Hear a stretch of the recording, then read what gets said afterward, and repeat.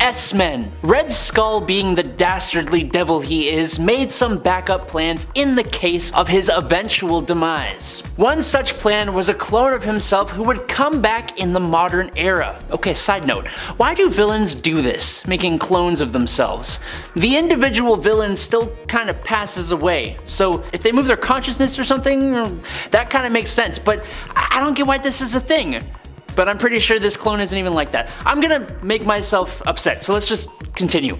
Basically, waking up in this new modern world with mutants and all that jazz, this new Red Skull decided that he was going to dig up the body of Professor X and steal some of his brain, granting himself some telepathy, and as an antithesis to the X-Men, he created the S-Men.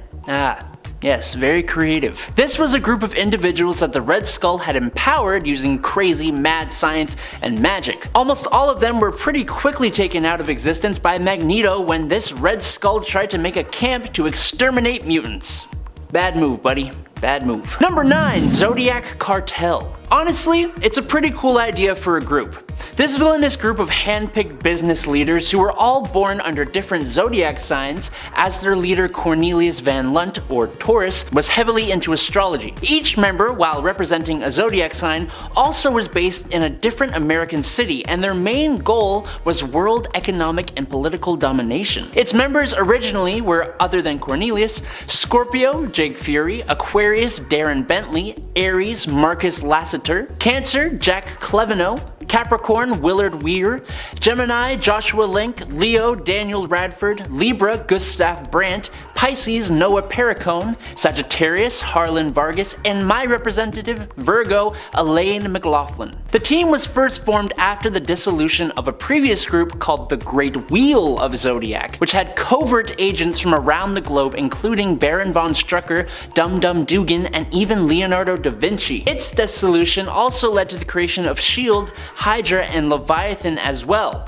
so you could definitely say it was important and somehow still relatively obscure. Number 8. Headmen. Sometimes it takes the smallest of things to bring people together, and while that may sound like an extremely beautiful sentiment, I'm saying it in relation to the villainous team known as the Headmen, who it seems came together because each of their powers revolves around their heads in one way or another, and it's honestly kind of unsettling in my opinion.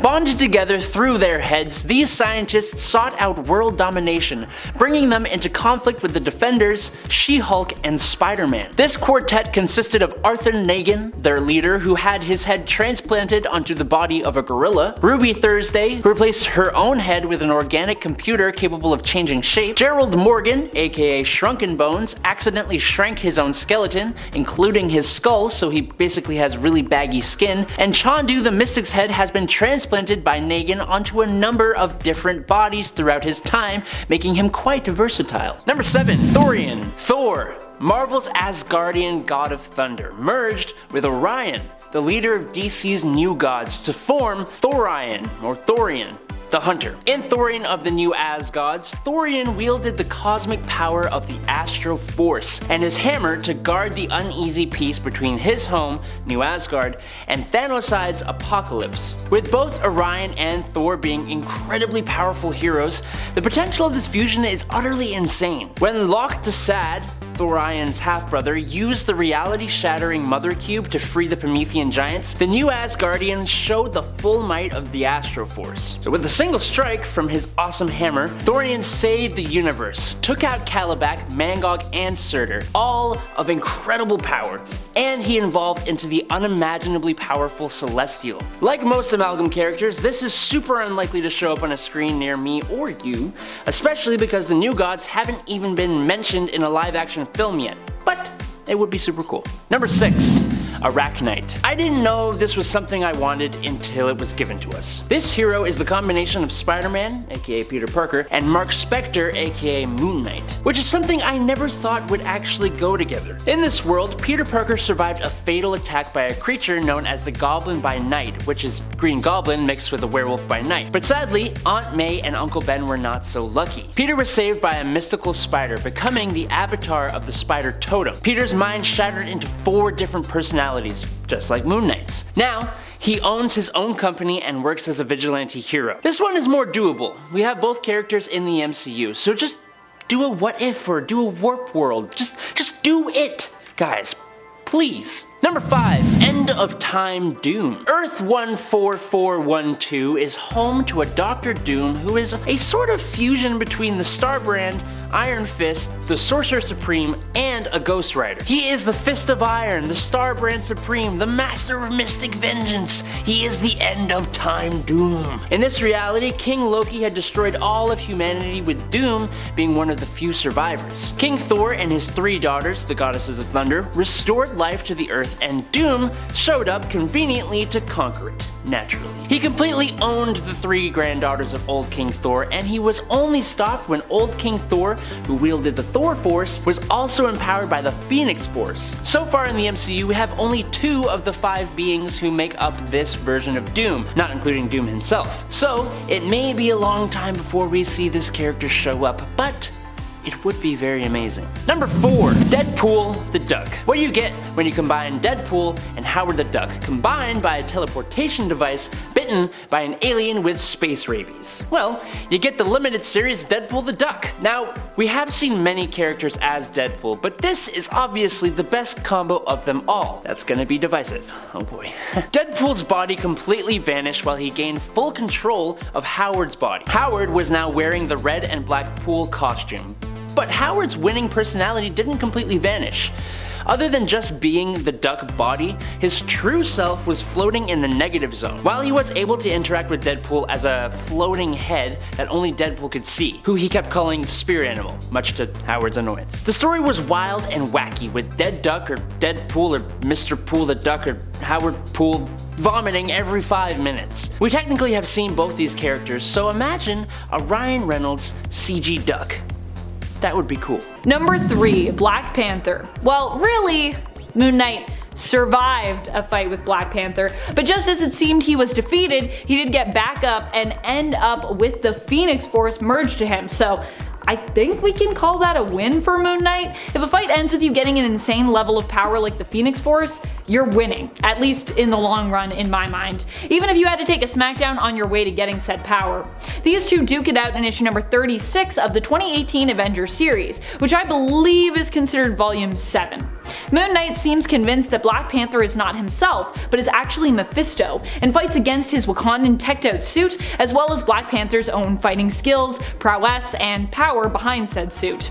In the end, Black Panther ends up knocking him to the ground, but decides not to end Moon Knight. However, Moon Knight is then still able to finish his prayer, and is rewarded with the Phoenix Force, which bonds with him, making him nigh invincible. Number 2. Spider-Man. Moon Knight ends up facing off against Spider-Man after mistakenly believing he was the one responsible for a building being blown up. In truth, it wasn't Spidey behind the explosion, but the two still ended up duking it out on a rooftop. This happened not in the main continuity, but in the reality of Earth 1610, with 1610 Peter and 1610 Mark Spector, aka Moon Knight.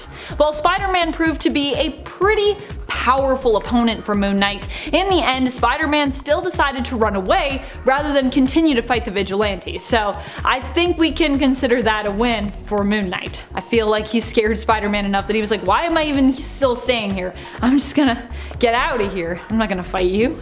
You're nuts. Number 1. Captain Marvel. Captain Marvel is handily defeated by Moon Knight during the same story that Black Panther squares off with him in The Age of Khonshu. In issue number 35 of the 2018 Avengers series, he approaches Iron Man and Carol Danvers, aka Captain Marvel, attempting to take the baby Starbrand, Brandy Selby, from them, as Khonshu needs her power. Catching Carol off guard, Moon Knight is able to restrain her quickly and then tosses her in the trunk of Ghost Rider, aka Robbie Reyes' car, which he also has access to after taking Ghost Rider's powers.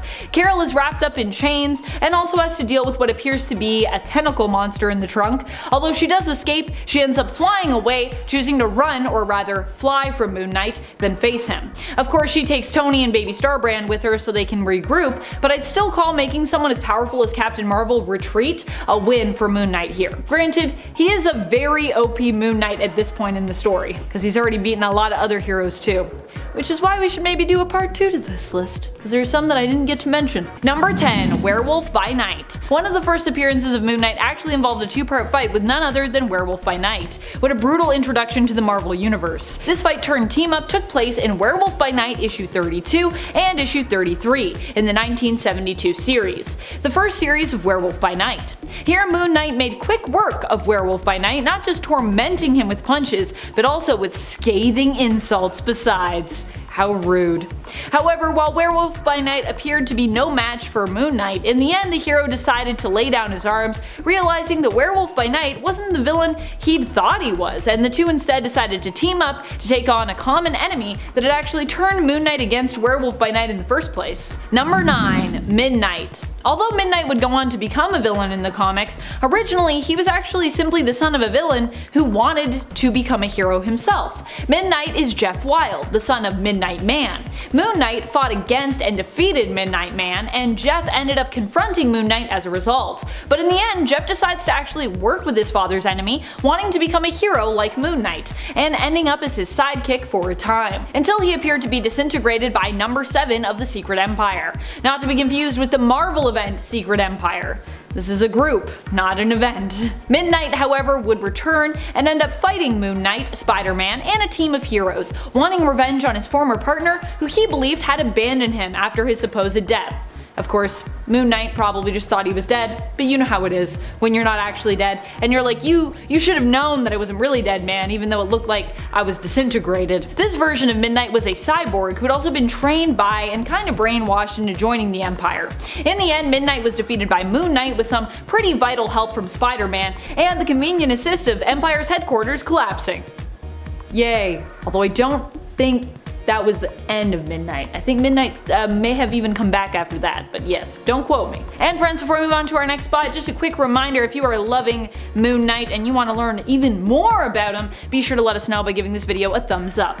Then we can give you more Moon Knight lists. Number 8, DARKHAWK. In the Infinity War event, Moon Knight got to take on a slew of evil doppelgangers of heroes, including DARKHAWK.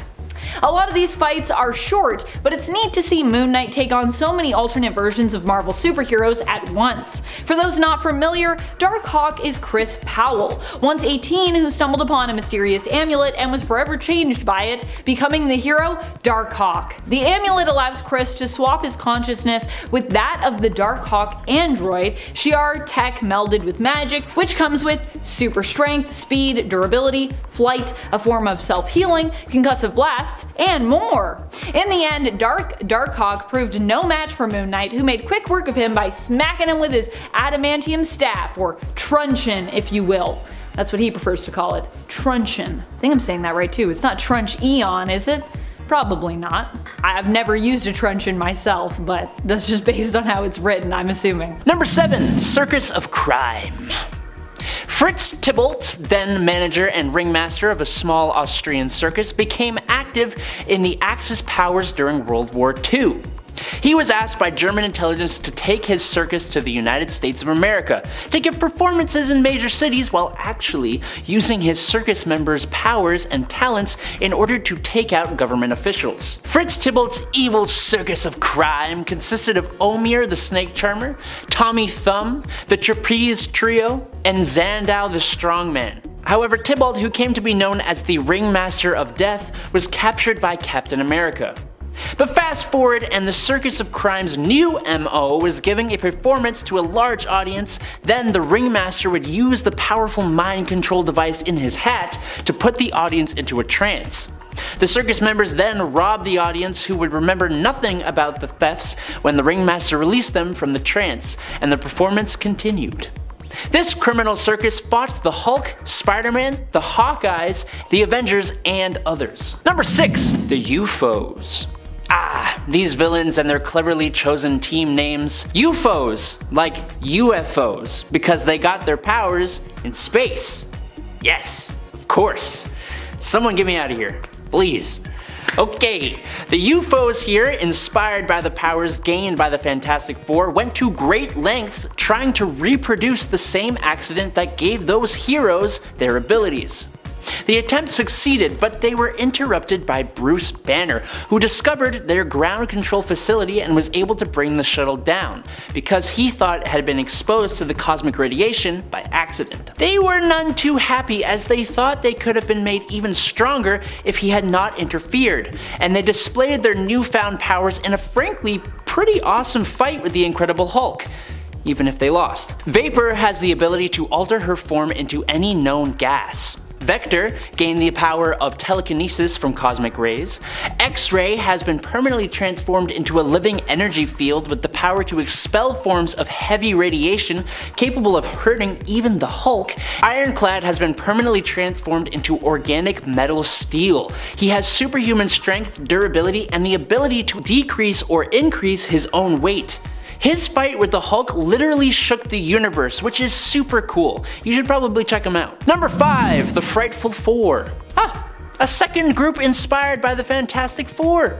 Yes, the Frightful Four also did not come up with a very clever name.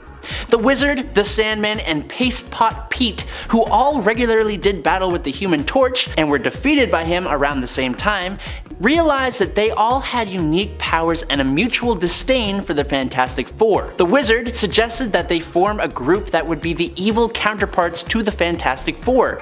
A great idea, but it's just 3 dudes. They need a 4th member to their group, and what do you know, the Wizard had heard of a strange woman hiding out on a remote island on the Mediterranean who had complete control of her hair.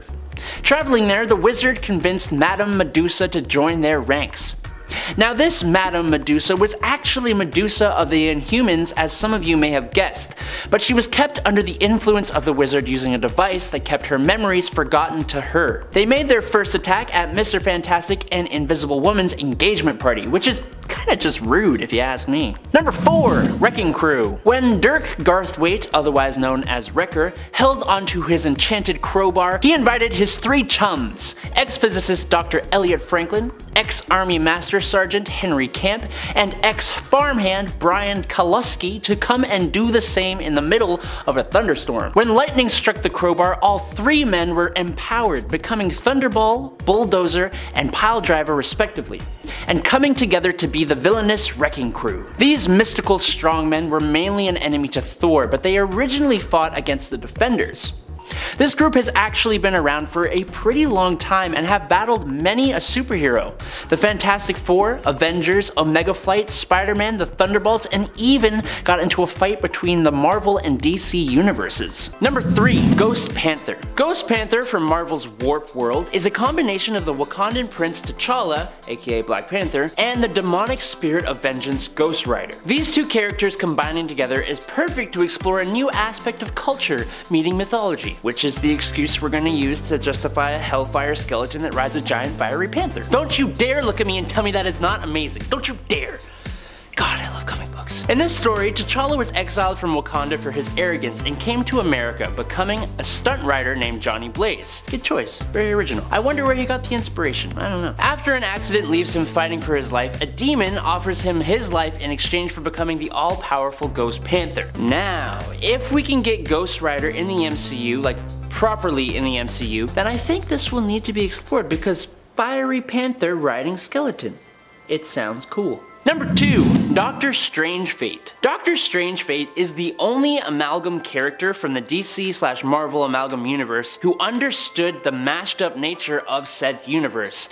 And he also survived its destruction, meaning he survived the alienation of the 2 companies, which is impressive to say the least. With the combined might of 2 magical masters of the mystic arts, Marvel's Doctor Strange and DC's Doctor Fate, combined with a little extra Marvel's Professor X special sauce, not like that, Amalgam's Charles Xavier towed the line between hero and villain to protect his universe. After saving Naboo the Ancient One, Xavier was trained in the mystic and martial arts. In addition to being the world's supreme sorcerer, Strange Fate was also the world's most powerful telepath, putting him at a crazy level of power. And he was even able to sneak into Strange's consciousness and convince Strange to recreate Amalgam as a pocket dimension. We're getting Dr. Fate in Black Adam, and we have Doctor Strange, obviously, obviously. Now all we need is for DC and Marvel to chill the heck out, create the Amalgam Universe, and we're good. And coming in at number 1, it's Iron Lantern. Marvel's Armored Avenger, Iron Man, and DC's Emerald Warrior, Green Lantern were combined to form Amalgam's Iron Lantern in 1997. While test flying an experimental super aircraft, inventor Hal Stark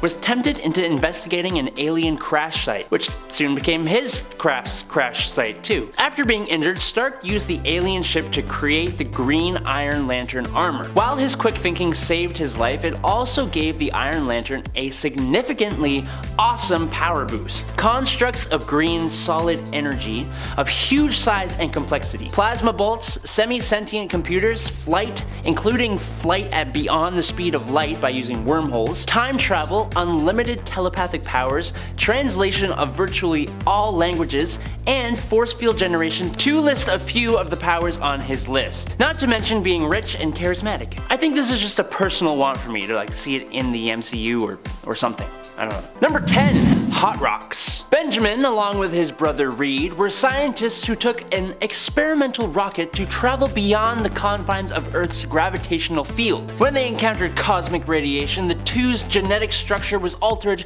drastically. For Benjamin's Storm, his skin became a rock-hard-like hide. He gained super strength, durability, and stamina, and he no longer ages. But he also got infused with pyrogenesis, similar to some guy called the Human Torch from Earth 616. I don't know. I never heard of that guy before. Now, going by the name Hot Rocks, he looks like living brimstone and is so cool. Way cooler than his brother, who is basically the fusion of Mr. Fantastic and Sue Storm. With Disney and Marvel's Fantastic Four movie coming up soon, the potential for this to happen is kind of on the rise, maybe a little bit.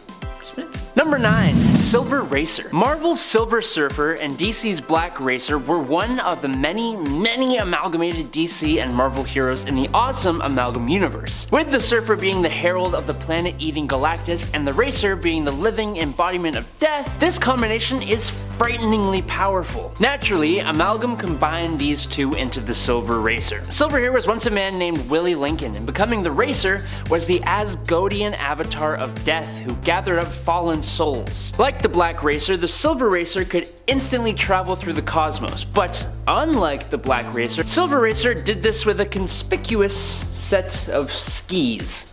Kind of like how Silver Surfer used a surfboard. Cosmic skis is just a hilarious concept, which gets kind of balanced as he also had the slightly more imposing ability to take lives with a single touch. Number 8, Onslaught. In the late 90s, a battle between Magneto and the X-Men had Magneto very violently rip all of the adamantium off of Wolverine's bones. Even that sentence alone just kind of makes me cringe in pain a little bit. Seeing his frenemy pull off this act of crazy violence, Professor X reached into Magneto's mind and just shut it down, straight up. Instead of that being the end of the story though, the psychic connection between these two powerful mutants caused the darkest impulses of both to merge and emerge as the villain Onslaught. Onslaught was basically Xavier and Magneto superglued together by pure evil. Every mind-based power you can think of from Xavier, along with astronomical magnetic manipulation from Magneto. Eventually, this crazy powerful villain went and absorbed two more powerful heroes,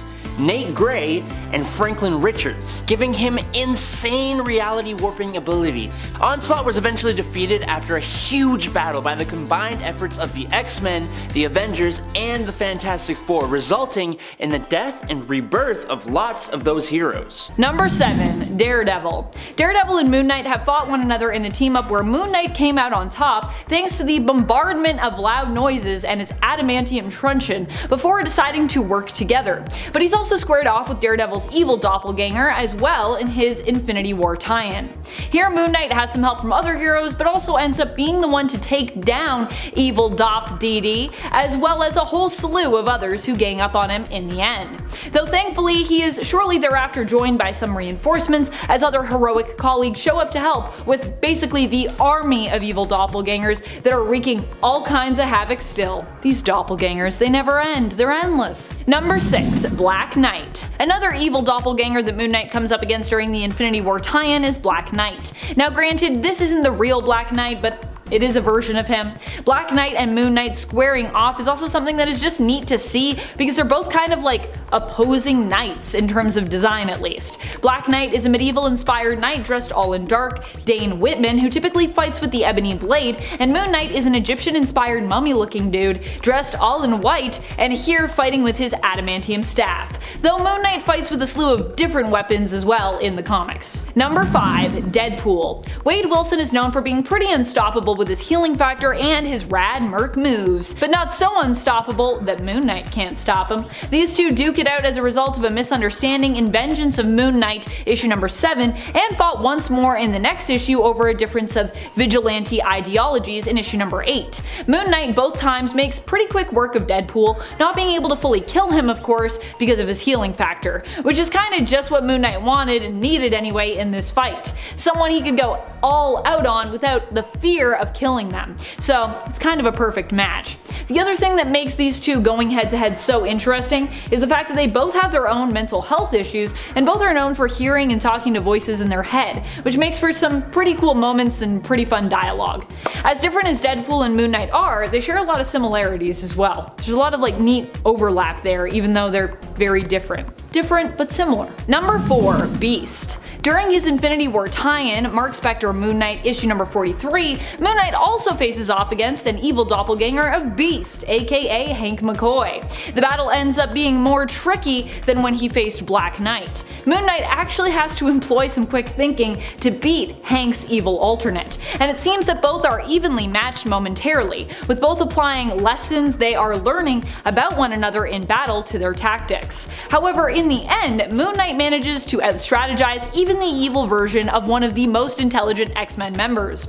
After Moon Knight defeats Beast's evil counterpart, Hank himself congratulates him for his quick thinking, complimenting his style. Real Hank, not a evil Hank, just to be clear. Number 3. Menagerie. The Menagerie is likely a more recent evil team, showing up for the first time in Amazing Spider-Man Volume 3, number 1 in April of 2014, when they tried to steal valuable decorated eggs from an antique store and were pretty easily defeated.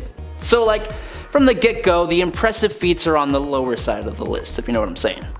In fact, I'd say the most famous thing they've done is when they disintegrated Spider-Man's spider suit, making him have to create web underwear for himself. And it's kind of the underwear that is remembered here, not the menagerie. The animal-themed criminal team was created by White Rabbit, and its members included Hippo, Ox, Skine, who did the spider suit disintegrating, Squid, Swarm, and, wait for it, Panda Mania. Nice. The Menagerie also is known for trying to rob a club where Nadia Van Dyne was celebrating her birthday with numerous other heroes, which, as you can imagine, it didn't go too well for them. Number 2. Death Throes. Remember how the headmen all came together based on their head-related powers? Well, I'll do you one better. How about the Death Throes, whose powers and names all have something to do with commonly throwing stuff? The ringleader, threw together teammates Bombshell, Knick-Knack, Oddball, Tenpin, and Throwdown into a group that works really well together, juggling their weapons between each other and doing battle with characters like Captain America, Crossfire, Hawkeye, and even Loki of all people, who stopped the group from robbing the big top casino in Las Vegas. The Marvel Wiki even lists their origins as quote-unquote joint effort to perform criminal and mercenary acts while using juggling expertise. I honestly kinda had a hoot putting together this point, as I can't believe this group of villains even exists. And lastly, at number 1 is Horticulture. Okay, of all the teams on this list, I think the Horticulture are my favorite. For starters, they look so cool. But then, you find out it's a bunch of older women between the ages of 64 to 81 who are all expert botanists and want to bring Earth back to its more pristine time when it had about 7 billion less people on it. I just love how they use their regular names, and the names just kinda suit their age and interest in plants. I don't know how, but they kinda just do. Augusta Bromes, Lily Lamus, Edith Scutch, and Opal Vetiver. Gosh. But yes, that's right, these ladies want to basically exterminate most of the Earth's human population and bring plants back to the forefront, specifically flowers. This goal brings them into conflict with the X-Men in 2019's X-Men number 3. Beyond biological modifications believed to have been made to themselves, the women of horticulture are experts at manipulating the environment to suit their extinction agenda, and they're also computer programmers, selling software to Orcus to monitor Krakoan gateways. But seriously, look at them. They're just awesome.